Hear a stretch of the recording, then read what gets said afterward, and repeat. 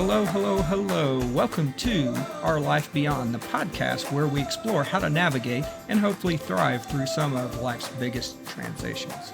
I'm your co-host, Scott Dibben, and I've teamed up with my great friend and mentor, Connie King, to share some stories, strategies, and insights that helped us adapt to the ever-changing seasons of our life.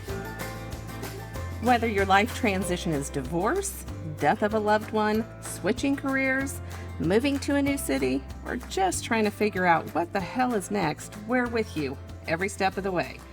But always remember, we're not therapists, just fellow travelers with a knack for finding humor in the chaos, and maybe some untraditional method of overcoming what life dishes out to us. Hopefully, you'll have fun embarking on this journey. So now, let's get started. I want to give a special thank you to Habit Coffee for sponsoring us. So if you're local to Springfield, you're probably aware of the miserable construction at Highway 60 and Farm Road 125 heading into Rogersville. Yeah, right in the midst of all that progress is the Habit Coffee Company, a fantastic local, vagina-owned business. They're more than just a coffee shop. They serve delicious, scratch-made breakfast and lunch options. They have a state and county-inspected kitchen, and they love catering events. While it might take a bit of extra effort to reach them right now, they're excited about the upcoming expansion when the highway reopens this fall. Support the Habit Coffee Company and enjoy their incredible offerings today. Thank you so much, Habit Coffee. Hey everyone, welcome back to Our Life Beyond. Today we're diving into something that's impacting all of our lives, whether we realize it or not. Artificial intelligence, or AI. Now, I know many of you might hear AI and immediately think of robots taking over jobs or futuristic movies where machines run the world. But today, Scott and I are here to clear things up, show you how AI is already part of your everyday life, and talk about how it can actually make things better for us.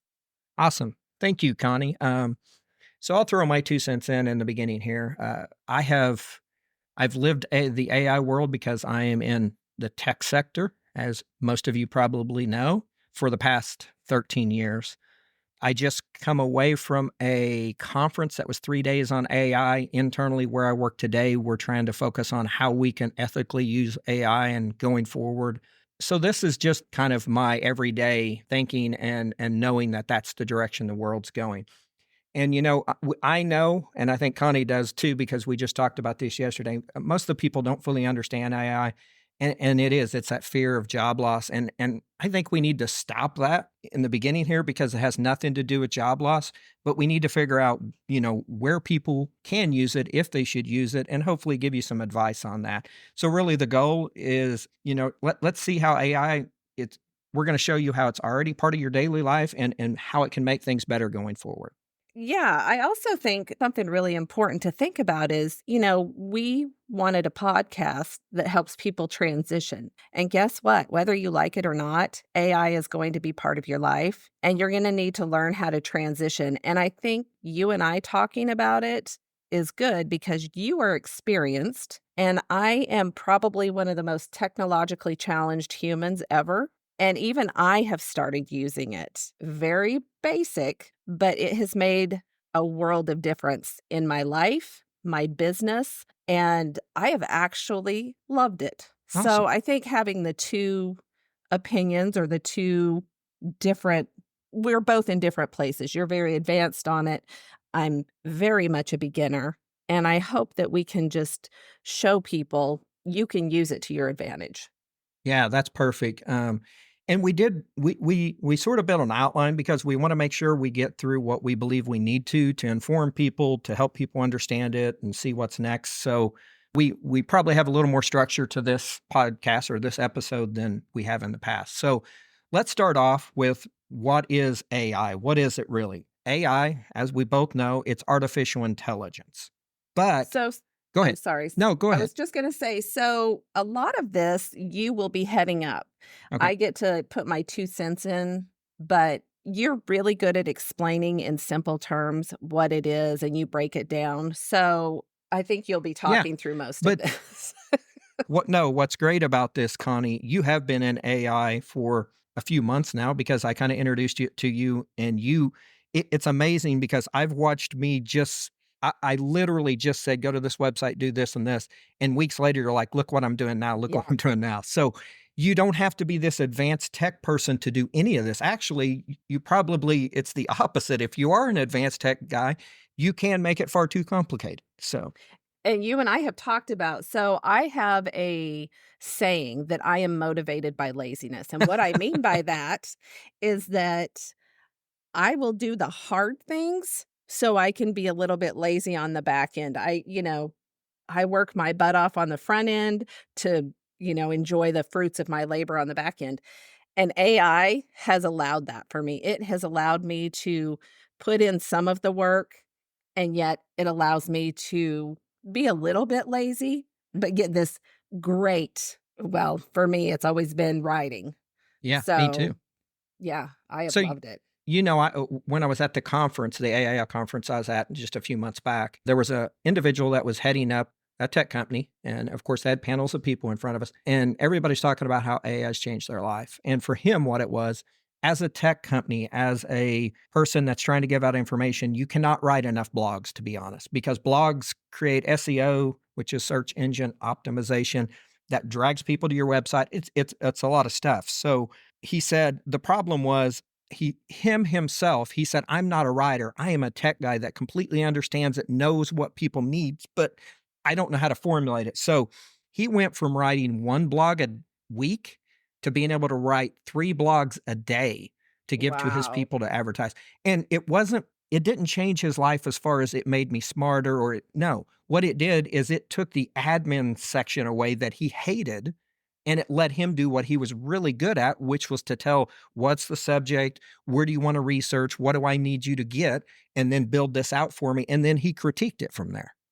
Absolutely. And think about from a business perspective what that could do if you're using AI and your competition is not, which I know we will get to Yeah. talking about also, but that can put you ahead of your competition and make your job easier all at the same time. Yeah, absolutely. I want to talk first. I want to give just a really brief understanding of AI. When I say AI, the 3 stages of AI and where we're at today and where we see it going in the future. This will be super quick. It's not too techy, so don't worry about that. But there's 3 levels or stages to AI. There is narrow AI, which is where we're at today. And what you'll see if you're big into acronyms, it will be ANI. It's artificial narrow intelligence. That's where we're at today. And what narrow AI does, we give it specific task. You can even use voices sometimes, but we give it specific task. And from that, it will give you specific results. You can tell it to research something. You can tell it to give me ideas, but it's only on that task. It doesn't have the conversational aspects that a human would have. That's where we So, are today. so when I push the little microphone on my remote and I say, find such and such a movie on Netflix, Yeah, it's that's AI. AI? Yeah, yeah. Oh, okay. All right, Got it. let's talk about the second one. And the second one's called general AI, and all the experts were thinking that it's really would be released about 2030, but they're actually pulling that back saying it could be 2026, 2027. So let's talk about what Arrow AI is, or general AI, sorry. And the acronym for that would be AGI. It's artificial general intelligence. It has more of a theoretical approach. It is more human-like. It's able to do human-like things. Imagine if you could set and have a conversation with your computer and say, you know what, today I've got to do this, I've got to do this, what can you help me with? And it would be your assistant. It would help do functions and stuff for you without having you direct every or spoon feed it or every task. It could do things for you. It acts like a human. It is more interactive, but that's as far as it goes. And it really would be almost at an assistant level. So we're not there today, but I can tell you, even through some of the forums that I'm looking, it looks like they're getting ready to release some stuff that's going to get close to that. So, Connie, does general AI make sense? So give me an example of how that would work in business standpoint. That's how I kind of perceive things. Yeah. So let's Because right now I can give A and I a task. I mean, I can say, proofread this paper and it does absolutely. it. So how is it different? than AGI. So, okay, AGI. So I know, Connie, you're big into the real estate world. So Yeah. let's go down that path. This may make sense. So what if you've got an AI agent that you pull up, and we'll talk about, I don't know if I have time to talk about personas, but we could get to that. But imagine you pull it up every day and you say, you know what, let's call him your admin. Admin, let's look in the 417 area code. Let's look for a house that I want to be able to make some money on it.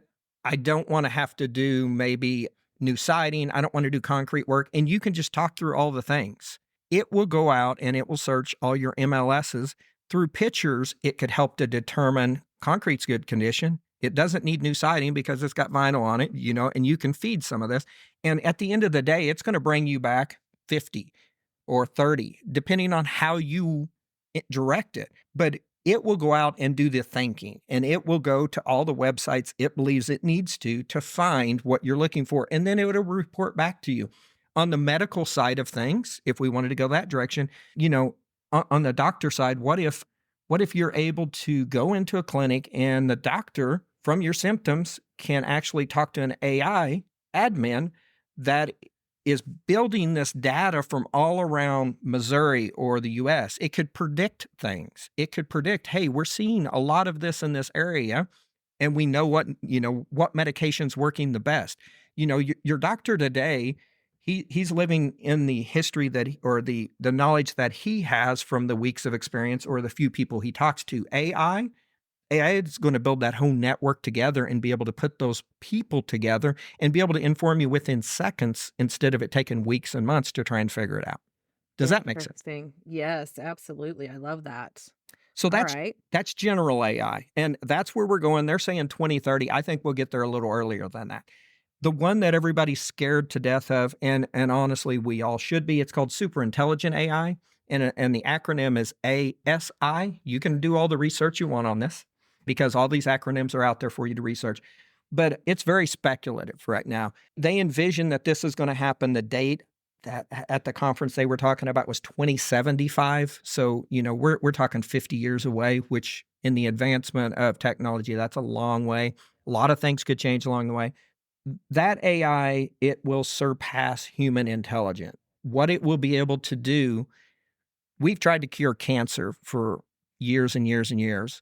And with computers and humans, all of the data analysts or the analysis of the data and all of the, research, it really, it hasn't been as efficient as if we was to hand it over to something that's super intelligent. It could work with other computers across the world, and it could come up with things like, what do we need to do to cure cancer? What is it that's going to make life expectancy longer? And it can tell you whether it's calorie reduction or whatever it is. I mean, this is going to be far smarter than us. And when I say smarter, it's the data, and it learns from each other. And that's the thing that we really need to think about. General AI, the second one we talked about, learns from us still. Super intelligent AI will be learning from itself. It will be learning, it will be giving you results, and it will be monitoring and saying that worked. Let's do something different to even get better. And it needs no interaction from us to have that happen. And that is scary. That's very scary AI. We've got a lot of years before we really believe that's going to be out there. We've got, a lot of people trying to watch it. And that's where trying to figure out what is ethically okay and what is not, because we do not want to be, slaves basically to AI. And I know that's one of the fears everybody has. I'm a big podcaster listening to him. Dax Shepard, armchair expert. If you listen to him, great. If you don't, you should go out and at least listen to a couple episodes. But he had Ashton Kutcher on there. And it was an interesting thing. This was, I believe, a few years back, but they were talking about AI. And Ashton said that his kids are growing up and he knows that his kids will be in the middle of all of this. So he said his thought is he's preached to his kids ever since they've been able to basically type on a computer. There's two decisions you've got to make in life. Is AI going to work for you, or are you going to work for AI? That's an interesting topic, and maybe one in the future we could talk through. So there, hopefully I've simplified what AI is. We are in narrow AI today, general still to come, and super intelligent. So I kind of want to clarify and give examples of what each of these is, but while we're doing that, can we also talk about some of the misconceptions? Because while you were talking, my head was going to some of the craziest places of well, we'll get to that. It was going to some of the craziest Okay. places. So, Well, let's talk a little bit about that. Let's talk about daily examples. We talked about the Netflix. We talked about how the AGI could be an assistant. yeah. So before or along with the misconceptions, let's talk about the real life examples today, though. And you did talk about a few of them there. I've got friends today. Well, I've got friends, colleagues even today, and that basically are against AI. They're like, I don't want to use AI. I'm not going to use AI. You know, I'm afraid my information is going to get out. I'm afraid that, what if, some other country still in everything that we're talking through. I realize that if you are using anything. If you're using your cell phone today, you're using AI. Narrow AI is as little as autocorrecting text on your when you're texting back and forth with family members. If you are using the autocorrect feature, guess what? That's AI. If you're using Siri on your iPhones, you're using AI. It's going out and it's trying to figure out what you want and give you the best results back. If you're using Alexa, Google Assistant, if you go into Netflix, Connie, have you ever noticed when you go into Netflix, it gives you the recommendations? Yes. So Yeah. what it's actually doing, it's monitoring what you watched, and it's like, okay, they like this, they don't like this. But not only that, it goes out and it finds people that are similar to you, and what have they watched that they've liked that you haven't watched yet? That's AI. It is giving you results based off of these data and what it believes you're going to like next. So if you are on Netflix, guess what? You're using AI. Whether you want to believe that or not, you are. Even Amazon, if we go to Amazon, it's going to give us that suggested list down there. Hey, have you looked at these items while you're shopping? That's AI. Oh, interesting. So that brings up a point when you said it's looking at all the data Right. and trying to figure out what's similar to yours. I would have thought that fell under that AGI. So tell me the distinct difference there.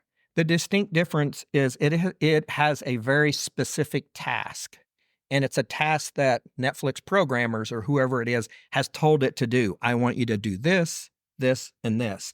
Narrow cannot think on its own in a sense. General is going to have some abilities to think on its own. So once again, if you've got an assistant at work, you provide them a few things and they can go work all day and bring you results back without you having to tell it, I need you to do this now. I need you to do this now.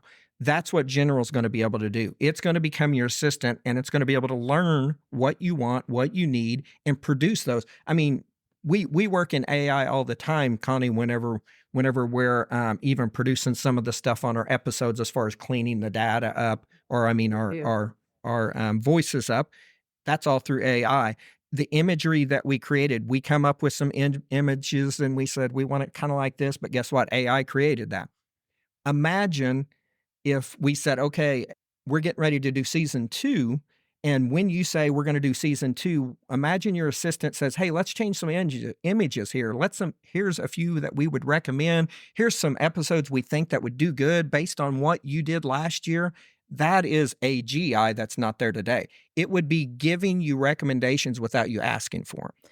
Interesting. Okay. I'm just sitting here thinking once that AGI comes out, from a business standpoint, what businesses, and this could get scary unless these businesses figure out how to use this to their advantage. But I'm sitting there thinking, I use accounting every day. I have to be aware of the law every day, Yeah. marketing, all of those things to a certain extent, that AGI could take over a lot of that. Is that what you're telling me?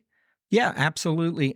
AGI is the future, and it's not a future I think that we should be worried about today. The superhuman, which if that even really happens, that once again, that's very speculative whether it's going to happen. The AGI is where we need to watch, but individuals need to start at least playing in AI. And there's countless places you can do it. Chat GPT. I think you know that one, Connie. Yes, love There's Chat GPT. There's one called Claude. Dally, which is, I think it's DALL -E, I believe, that creates imagery. There's one out there, I don't even remember the name of it right now, that will do somewhat professional pictures.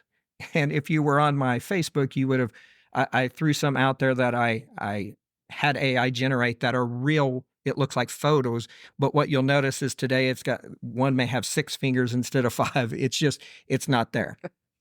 Well, and you see those ads on Facebook where it says, upload your face and it will make a professional picture for you. Yeah, well, and to tell you the truth, you can go on one today, and I don't remember the name of it either, but you start talking into it, and it can mimic your voice. And whenever you go to do training, what you can do is you can write a script, your own script, and it will talk that whole script to do training videos in your own voice. But that's also the one that they say people are using to pretend like they've kidnapped somebody. Is that correct? Like, Yes. okay, so you always take the precautions. Yeah, everything's scary. I mean, the thing is with your voice, I mean, how many people have been around where we have what are the people that can mimic other people's voices? I don't even know what the Like ventriloquists or, yeah, it's I know what you're talking about. yeah. Yeah. I mean, there's always been people, Dave or whatever the Carrie's name is that always did the presidents and stuff like that. So it's not that AI is going to be able to duplicate your voice, but it's not going to duplicate you. I guess that's what I'm saying. So there's always been people out there that could do your voices, at least for certain people. So I'm not as concerned about that. What I'm concerned about in the future is the ethics of it determining whether something should happen to a society or not. And that's where we get into the superhuman. And we're not there, and I don't even think we need to go down that path yet. Well, you say that, but can I ask some questions about it? Yeah, Because we're thinking like when you bring that up, I think of the Terminator movies, of sure. course. But as I sat there and thought about it, I thought, well, wait a minute. Computers can take over technology. Yes. But what if we didn't create robots? What if we just, had computers or even the robots that couldn't work? I mean, to a certain extent, there has to be some human involvement. Tell me if I'm wrong, because if we all destroyed all of that and went back to 1850s, Sure. we would start over. Is that correct? Or is there a way that that could get through? There This is hypothetically. No, I know exactly what you're saying. And so there is this they call it the pivot point to where it doesn't need human interaction anymore, to where it's controlling manufacturing facilities. It's got robots that can build, forklifts that can drive on its own. It could basically produce whatever it needed to produce without our interaction. And that's that pivot point that you worry about. Yeah. That's a long way off. That is. It's a long way off. And the reason I think it's important that people get involved today, you need to understand where we're at. And as it goes on, understand where it's going and help people understand where it should stop, because we don't want the top guys that's in tech to make that decision. Believe it or not, I do believe we will get to a point that you see some of this on ballots that we will be voting on. This is the reason I do believe it's going to be important. You need to understand it. You need to get involved in it. Take precautions, but I think everybody needs to have at least an understanding of, in my opinion. So tell me how AI has helped you personally in some of your personal life, your business life. Just give some examples so I can create this picture. Sure. It was funny. I was introducing AI to Ellen, and she's honestly probably one of the smartest people I've been around. Even on tech, she'll say she's not, but when she gravitates towards something, she can learn it very quick. I think everybody in her family's that way, which is crazy to me. But so I showed her AI, and I just showed her some little stuff, and she said, "Well, I wonder if it can do this," which is something I didn't even think about. And she said, "Create a story about a small town veterinarian," because that's what and she just this whole path. It created her like a 5-page story on her life. So imagine if you are at work today and you write an email and you're like, okay, for me, I'll tell you where I use it. I know I want to make sure my grammar's right because it can be terrible. I know it can be. So whenever I'm writing all this stuff out, what I will do is I will, if I'm writing something that's going to be released out to the public, I will push it into AI and I write two things in there. I say, check grammar and wordsmith this. And then I paste inside my AI agent and I say, and I click enter. What it does then is it will go through and it'll say, oh, let's change this word. You need a comma here. And it will go ahead and even give you a wordsmith, which is changing word way the way it believes it flows better. 90% of the time, I love it from there. Sometimes I'll go in and critique it a little and then I release it. But you know what? It's like my editor. I know everything's right then as far as the grammar of it. Another thing you can do, it's called personas. So in AI today, once again, we're in narrow. When you build a persona out in a channel, you can say, I am a tech professional in this industry doing this, this, this, this, and this. And you can say, what I need you to do is create me, whatever it is, create. Go out and search this website. Give it a website, www.ourlifebeyond.com, which I wouldn't search that one, but a good website. Give me the information that tells me, what's the hottest stocks today, what stocks have done this, whatever you want it to do, and hit enter. It will go out and it will search that whole website. It will get the data you want and it will bring it back to you within 30 seconds. So if I'm doing research, I will start in AI with my research. Now, I will say this, all of the clients that you go to will say, these, we don't know they're true because it's just searching the internet. So do realize that you still have to go out and look and make sure and verify some of it's true. You don't want to just take what they say and say, oh, it's got to be the gospel. If we look on Facebook and everything else, we know everything we see is not necessarily true. But it's a start. It's a place to start. Absolutely. And if you build that persona, the next time you go in there next week, it already understood everything you did before. You can start building and keep building this thing out to where basically you have an agent that knows you, knows the websites you want to search, you're building out basically an admin, but it's very specific, task oriented in what you need at that time because it's narrow. And you just go out and you type, okay, you've done all this research from above, include this now, summarize, do this, and it will build these out for you. I use it, if not every day, at least every other day. But honestly, I think I use it every day. Yeah, and I have started using it. So I use ChatGPT, and the Yes. only thing I've really done is like the proofreading. But I will tell you, and this is so sad, my memory as I have gone through menopause has just bit the dust. I've always been great with my words. I have been great at putting something together, and Sure. I can't do that now. And so a lot of times I will go to ChatGPT and it writes a beautiful thing. And just recently, Jeff and I had an anniversary and I wrote a horrible anniversary letter to him. I was like, this doesn't even sort of portray what I'm feeling and what I want to feel. And I did put that in ChatGPT and then I put some commands and it wrote a beautiful letter to him. And I was so thankful where some people will be like, well, that's not real. It Uh, actually said what I wanted to say, It but I is couldn't real. think of it. Yeah. Connie, it's real It was because you sweet. have to put the parameters in there. You have to tell it what you're trying to get the points across. I mean, I go back to if we go out and look at all the books today, I just read the Elon Musk book. Guess what? It's not wrote by him. It's wrote by somebody else based on his life. AI is the same thing. We tell it what we want and we get a more perfect example of what we want to demonstrate.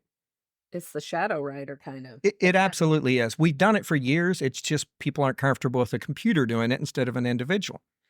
But hey, guess what? For $20 a month, I get an assistant, That's right. which is pretty cheap for me. So, what would be your recommendation if somebody wanted to start trying AI? Yeah. Let's transition into AI. I'm Okay. a beginner. What do I do? So, first of all, I already talked ChatGPT, which I think I introduced that one to you. That's probably the most popular one out there. It's not the only one. It's free. Go in and create it. If you've got a Gmail account, you can even use my Gmail account, Google account, and it'll set it up for you. It's 100% free. For $20 a month, it builds upon it with a few other features, much quicker. You can do a few more things, but don't pay for anything now.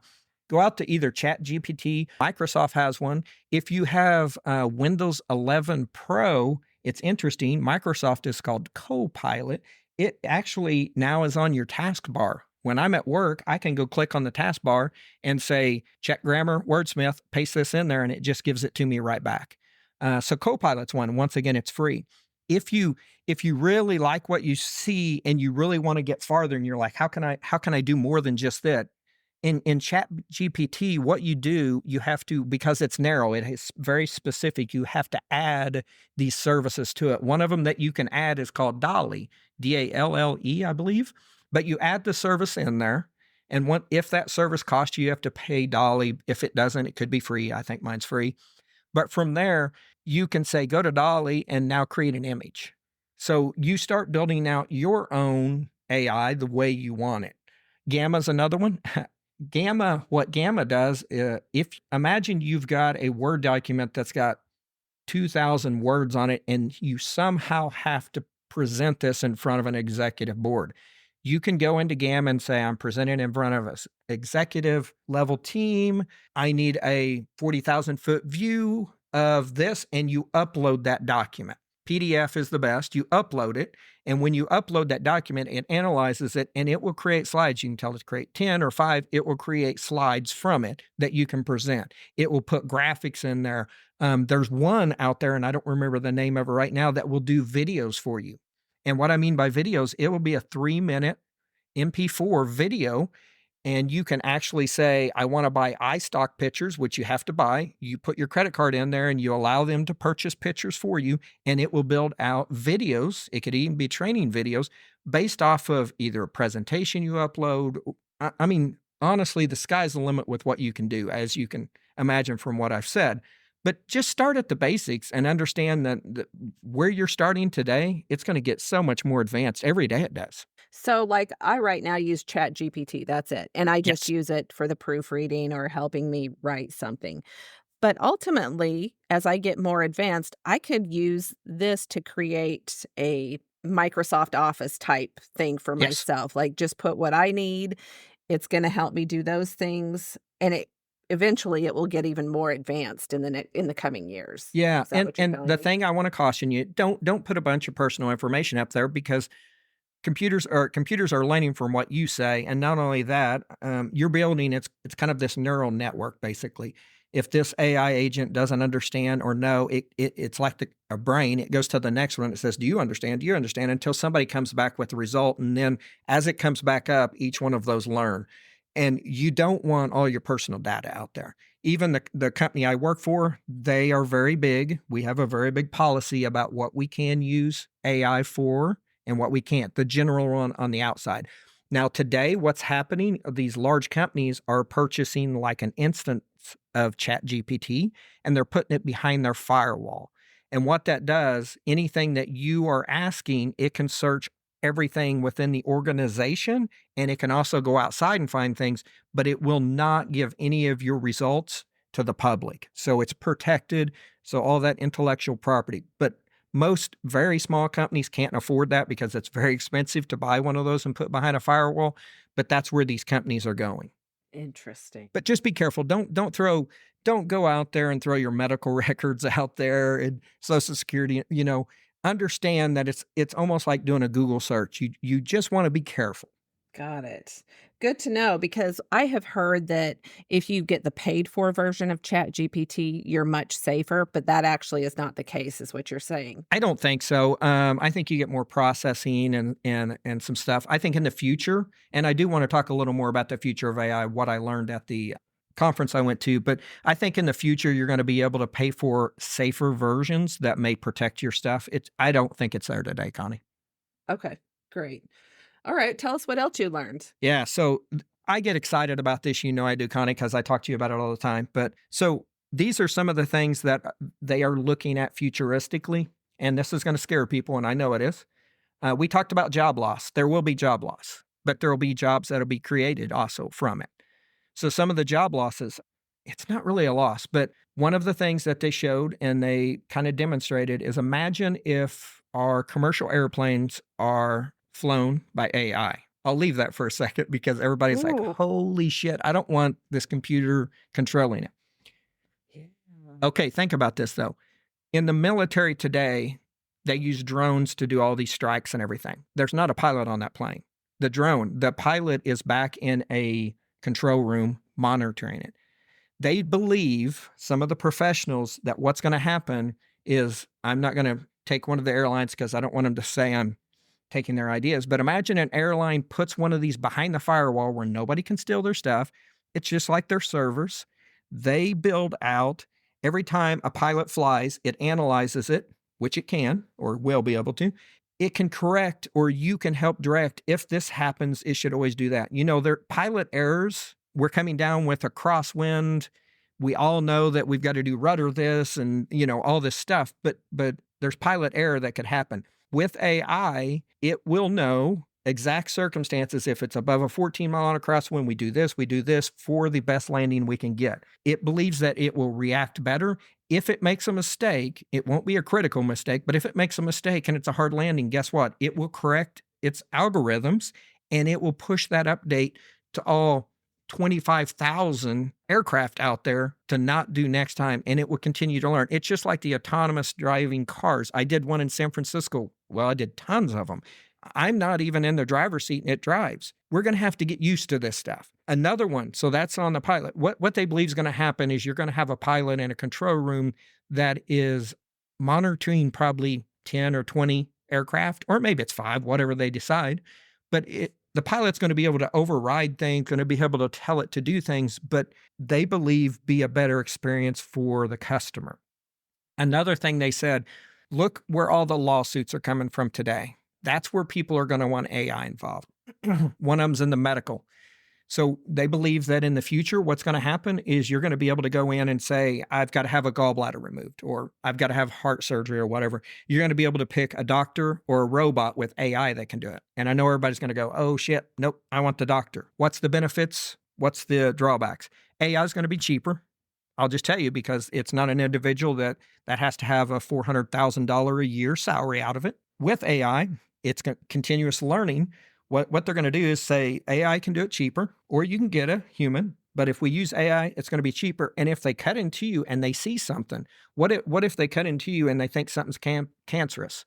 Today, the doctor usually will take a sample of it. Maybe they stitch you back together. They figure it out. Later on, you may have to have another surgery. They're saying, what if AI, when it goes in there, it sees something and it can do 3,000 tests within 45 seconds on it to know, is it cancer? Is it not? This needs to be fixed. This doesn't. And it can actually react and be a specialist in more than just heart. It could actually be a cancer doctor, a heart doctor, all at once. Oh, You have to interesting. make the decision whether you want that or not, but it can be. And I'll give you the final one and we can go on. I get excited about this, of course. Taxes. Everybody hates taxes. Oh. Everybody hates tax attorneys. I was gonna say, if I can get rid of my accountant, which, let me tell you, as people, I love them, but if I could get rid of my accountant and my attorney, I would save a crap ton of money every year. Well, and the Well, if thing I could is, get rid of the IRS, let's start there, but yeah, the thing is on taxes, what if we can feed an AI agent every law book? And honestly, it'll take it a matter of 20 minutes to go through every law book and learn it. And then from there, you've got an assistant that every company can have their own law assistant, basically, that you just go in and say, I need this, I need my taxes done, I need this, I need you to make sure that everything's good. I don't want to be sued. It will determine by law, and you're going to be able to take this if you was to get sued and say, look, we followed all of these laws. There's not a tax attorney out there today that can do every kind of, I say tax attorney in general, that can cover all the things AI will be able to. Now today, do I think they're going to get rid of those people? No. I think in the beginning, you're going to have access to that, but you're still going to want to go and get it verified by your tax attorney or some other kind of attorney. But in the future, it's going to be less and less needed. And the reason that's big, if you can prove what you've done in court, and AI is going to have step-by-step instructions, then you can prove that you did the best practice. Everybody gets sued I say everybody. A lot of places get sued for medical. We know that. Malpractice. What if the AI can prove every step it done and it did the best approach based on all the data that's in the world today, it's going to be hard for you to sue or for individuals to sue saying it was malpractice. So that brings up an interesting topic in and of itself because that sounds like the white collar workers could get phased out by AI. What about the blue collar workers? Because I'm thinking, in my business, I use plumbers, I use framers. I mean, every ounce of construction, the only thing that would get phased out is maybe their office work. Their But office, where they're they're the buying ones. stuff from. I mean, instead of going to the lumber yard, what if they can be on site and they've got an AI agent and they can say, I need a pallet of this, I need this, I need this. And they don't have to make a phone call or do anything and it shows up and give me the best price. Which, let me tell you, that would be amazing because I've seen so many people in those blue collar jobs that do a terrible job with their office work, but they're amazing with their hands on. That would free them up to be the absolute best they could be. I love that idea, actually. And AI, whenever we're talking about job loss, I think there would be more white collar job loss than blue collar. Right. The misconception is every programmer out there is going to have work for the rest of their life because of AI. Today, you can go into AI and, they're using it today to get snippets of code. You can go in, you can actually take the code that you have, import it in, and say, where's my errors? And because it knows C#, it knows Python, it will go in and find any errors. But you can also say, I need a snippet of code that will do a time, based on time, will do this, this, and this. And it can actually create it in whatever language you want. You grab it, you put it in. So where I'm going with this is sooner or later, programmers are going to have to upscale and they're going to be like system architects in a sense, and software architects. They're going to have to be the one that's directing AI, what it needs, what's viable, what's not, all of the stuff. Interesting. So, do you have a place for people like me? Do you know of any place that you can go online and start learning about AI or anything like that? I mean, I know of one that I went on and started doing, but do you know of any? No, and the thing is, we have to be careful because AI is still so hypothetical. If you're not careful, I mean, we all know the internet's full of a lot of good stuff and a lot of bad stuff. If you do go out and search, every day it's changing. AI is. I mean, tomorrow there may be a new AI service that does something that you really like. So just make sure that you're not getting it from Facebook because that's bullshit and we know it is. Go out, find something that's from a reputable tech site, and just do some searches. Do some searches on ANI, which is the artificial narrow intelligent, AGI, and where it's going. Grab one of like I said, go to Chat GPT, go to Copilot, or Claude is another one, of course. Just go get a free subscription of it. Don't think it's automatically going to download all of your shit and next thing you know, all your stuff's going to be on there. It is not. It is like a Google search type of thing, but it's persona based. And if anybody needs help with that, of course, I'd love for them to message us and we could talk more about that. Scott can talk more about Well, that. you can too, because believe it or not, you're a lot more capable than you think. And that's absolutely true. You are right. Let's close it up because I do know we're getting close to time, but I want to, before we close up, I want to talk about why it's so critical to stay involved in AI. Yeah, let's talk about that. Okay. So I'm going to go out to two companies that everybody probably out in our listener group will know. Let's talk about Intel and NVIDIA. NVIDIA probably, especially 10 years ago, that was the graphics card. You'd go buy an NVIDIA graphics card. Intel, you probably have a little sticker on your laptop computer that says Intel. So Intel never really got into AI. They're CPUs, and believe it or not, CPUs are the criticalest thing for building out AI. I won't get into the specifics of parallel processing versus this and why one's better than the other, but Intel never really got involved in it. NVIDIA, on the other hand, they did have a leg up because their GPUs are parallel processing, which is better for it, but they jumped headfirst into it. I know people that work at NVIDIA and the stuff they were doing, I'm like, they were doing stuff 3 years ago that we see today that we never envisioned happening. Intel kept producing chips. Well, if you would have invested and bought 100 shares of Intel 5 years ago, and you would have bought 100 shares of NVIDIA 5 years ago, guess which one you would make money on, Connie? Well, I would imagine based on what we're talking about NVIDIA. Yes. So Intel, in 5 years, they've declined by 45% stock market wise. Ooh. NVIDIA, Oh, if you would have 5 years ago, 100 shares, they've grown by almost 500%. 500 splits and splits. I know people that have NVIDIA stock. I'm jealous. But yeah, the reason I kind of wanted to close with that, everybody follows the money, companies do. AI is here to stay. It's not going away. I don't care if you say it is, it's not going away. You can buy tractors that you will produce more results on your fields with it. Everything you can, it's everywhere today. What I'm saying, let's not be afraid of it. Let's not be scared of it. Let's understand it and help figure out what that future looks like, because I do believe that the world's going to help determine where we go. absolutely. And this is yeah, like you said, this is here to stay. It And is. we need to learn about it if we're gonna stay ahead. And that's obviously we want our listeners to stay ahead of the game. Our whole podcast is about transitions. And I know in the beginning, people probably thought, how in the hell does AI fit into it?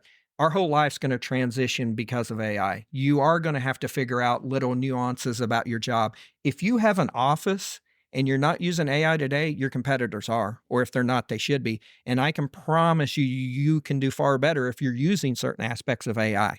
Absolutely. Well, thank you so much for sharing your knowledge with us. You have taught me to not be afraid of it and to actually start using it. And I have loved it because, again, it makes my life much easier. So I hope our listeners are either advanced in it like you are, or if they are not, they're willing to go out and try something. Start with ChatGPT. It was so simple to use and just play around with it for a little bit. But like Scott said, don't put in personal information, but I will guarantee you love it. Yes, I will too. So thank you so much for letting me talk about this, Connie. I've got a passion for it because this is what I live every day. And being able to at least explain this to people, I think will help them going forward in understanding it. Yes, I think so too. Well, thank you so much. And we will talk to you next week. Okay, thank you so much for listening to this episode of Our Life Beyond. We really hope that you found our discussion insightful and inspiring, or at least brought a smile to your day. If you did enjoy this episode, please consider subscribing to the podcast on your favorite platform and leave us a review. For more information, resources, or show notes, visit our website at ourlifebeyond.com. You can also follow us on social media. Search for us on Facebook at Our Life Beyond. We would love to hear from you, our listeners, so feel free to reach out with your questions, comments, or suggestions through our Contact Us page at ourlifebeyond.com or on social media. And once again, thank you for joining us on this journey. Till next time, remember, life beyond any challenge is possible, and we're here to navigate it with you. Stay strong, stay positive, and keep moving forward.